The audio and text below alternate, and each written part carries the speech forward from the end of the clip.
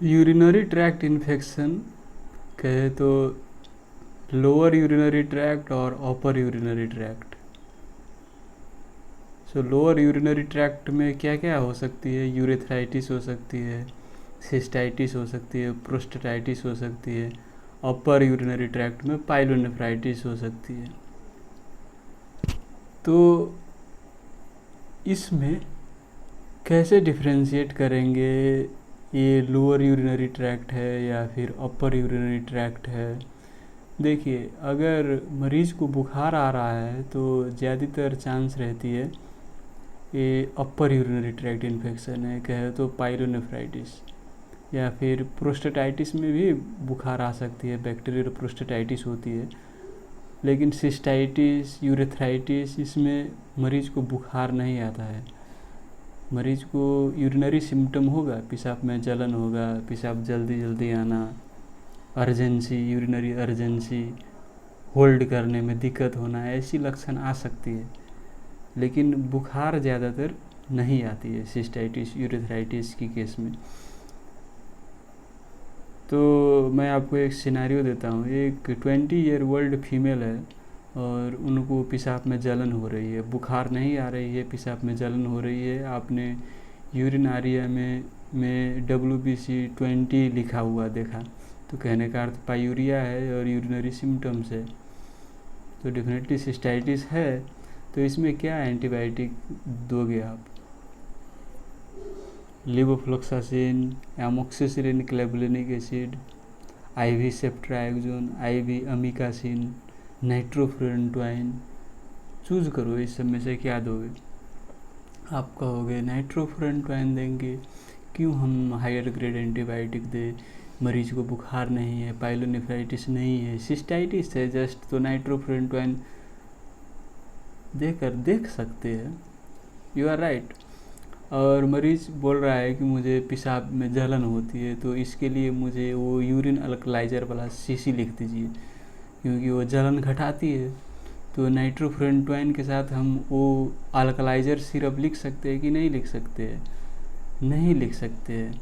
दूसरे एंटीबायोटिक सब देंगे, जैसे लेवोफ्लोक्सासिलिन, एमोक्सिसिलिन, या फिर दूसरे IV एंटीबायोटिक सिफेलोस्पुरिन सब दोगे, तो उसमें आप अल्कलाइजर दे सकते हो साथ में। लेकिन नाइट्रोफुरेंटवाइन के साथ में आप नहीं दे सकते हो, क्योंकि यूरिन को अल्कलाइन कर दो तो नाइट्रोफुरेंटवाइन काम ही नहीं करेगी।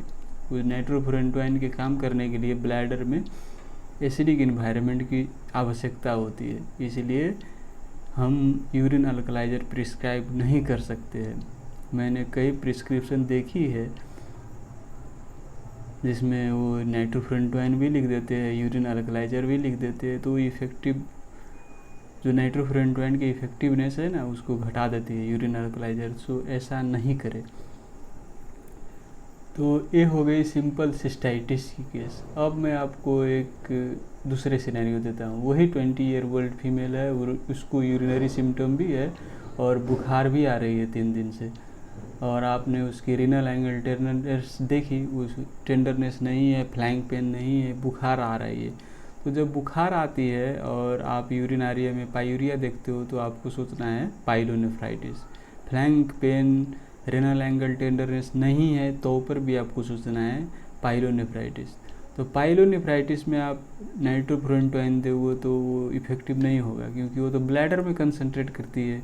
सिस्टाइटिस होगी तो इफ़ेक्टिव होगी। अब ऊपर में है, पाइलोनेफ्राइटिस में है, पाइलोनेफ्राइटिस कह रहा हूँ, वो ऊपर पेल्विक कैल्शियल सिस्टम में है, तो वहाँ पर तो उतनी कंसंट्रेट नहीं होती है नाइट्रोफुरेंटवाइन, इसलिए आपको ओरल फ्लोरोक्विनोलोन सब देनी पड़ेगी। लिवोफ्लोक्सासिलिन, सिप्रोफ्लोक्सासिलिन, मॉक्सीफ्लोक्सासिलिन, वो सेंसिटिविटी के आधार पर यूरिन कल्चर में क्या सेंसिटिव आते हैं उस आधार पर दे सकते हैं।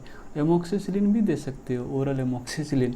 अब एमोक्सिसिलिन कह दिया तो एक बात मुझे याद आ गई। मैं इंटर्नशिप में था तो एक सीनियर बोल रहा था, एक प्रिस्क्रिप्शन में एमोक्सिसिलिन लिखा था, समझे, यूरिनरी ट्रैक्ट इन्फेक्शन के। तो वो देखा amoxicillin clavulanic acid urinary tract में इन्फेक्शन में देते हो, किसने लिखा? ऐसे करने लगा, समझे। तो ये क्या है कि reflex level thinking. Amoxicillin clavulanic acid उसने आज तक कभी नहीं देखा होगा यूरिनरी ट्रैक्ट इन्फेक्शन में प्रिस्क्रिप्शन होते हुए, तो इसीलिए वो उसको आश्चर्य लग गया कि कैसे हो गया ये एमोक्सिसिलिन क्लेबुलिनिक एसिड। लेकिन दे सकते हो आप, सेंसिटिविटी है उसको तो दे सकते हो। क्या है एमोक्सिसिलिन क्लेबुलिनिक एसिड, क्यों नहीं दे सकते हो, ये सोचा है? एमोक्सिसिलिन भी दे सकते हो, कोट्रिमोक्साजोल भी दे सकते हो, ट्राइमेथोप्रिम अवेलेबल है तो ट्राइमेथोप्रिम दे सकते हो ओरल में। अब पेशेंट को अब बहुत ज़्यादा फीवर आ रही है, हेमोडायनामिकली अनस्टेबल है, सेप्सिस है, वैसे में तो एडमिट करके आईवी एंटीबायोटिक देनी पड़ेगी। IV 3rd generation cephalosporin, 4th generation cephalosporin, beta lactamase inhibitor like piperacillin, tazobactam, vancomycin, और बाद में कल्चर की रिपोर्ट देखकर मॉडिफाई करनी पड़ सकती है। तो ये हो गई पाइलोनेफ्राइटिस की केस।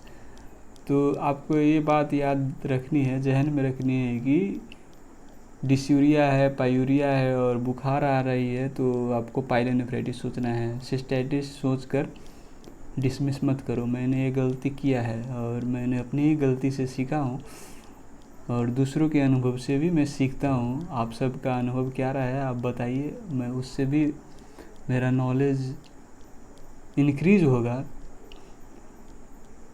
तो ये हो गई पाइलोनेफ्राइटिस। उसके बाद प्रोस्टेटाइटिस मेल में होती है, ऑब्वियसली फीमेल में नहीं होगी। तो मेल में जब डिसूरिया हो, पायूरिया हो, तो हमें सस्पेक्ट करनी चाहिए कि प्रोस्टेटाइटिस है, क्योंकि मेल में उतनी कॉमन नहीं है सिस्टाइटिस या फिर pyelonephritis, unless there is anatomical obstruction like stone है या फिर किडनी में कोई स्ट्रक्चरल एबनॉर्मलिटी है, यू शेप्ड किडनी है, तो वैसे में तो हो सकती है। या फिर इम्यूनो कम्प्रोमाइज्ड मरीज है, HIV की मरीज है, ट्रांसप्लांट की मरीज है, तो वैसे में तो हो सकती है, समझे। लेकिन ज़्यादातर केस में नहीं होती है। मुझे आज तक यूरिनरी ट्रैक्ट इन्फेक्शन नहीं हुआ है, आज तक 33 बरस का उम्र हो गया है, मैंने कभी भी आज तक यूरिनरी ट्रैक्ट इन्फेक्शन नहीं हुआ है। तो मेल में उतनी कॉमन नहीं होती है क्योंकि यूरेथ्रा लंबी होती है, तो बैक्टीरिया को ऊपर जाने में, ब्लैडर तक जाने में टाइम लगती है और बीच में वो नीचे फ्लश हो जाती है, इसीलिए ज़्यादातर नहीं होती है। और आप यदि मरीज को देखते हो कि डिसूरिया है, पायूरिया है, तो आपको सस्पेक्ट करना चाहिए प्रोस्टेटाइटिस। तो प्रोस्टेटाइटिस में तो आपको क्या करना है, प्रोस्टेट का सैंपल लेना पड़ेगा, प्रोस्टेट मसाज करके, और उसके बाद यूरिनरी सैंपल लेकर उसको कल्चर करना पड़ेगा। और ऐसे अवस्था में प्रोस्टेटाइटिस में आपको प्रोस्टेट में सभी एंटीबायोटिक पेनिट्रेट भी नहीं करती है, और इसीलिए आपको वहाँ पर एंटीबायोटिक भी सिलेक्शन अच्छी करनी पड़ेगी जो प्रोस्टेटिक टिश्यू में पेनिट्रेट करे, जैसे कि कोट्रिमोक्साजोल का है तो ट्राइमेथोप्रिम सल्फामेथोक्साजोल। और प्रोस्टेटाइटिस भी डिफरेंट टाइप की होती है, acute bacterial prostatitis, chronic bacterial prostatitis, ये बैक्टीरियल प्रोस्टेटाइटिस, बिना बैक्टीरिया के भी प्रोस्टेटाइटिस हो सकती है, जैसे उसको बोलते हैं क्रोनिक पेल्विक पेन सिंड्रोम।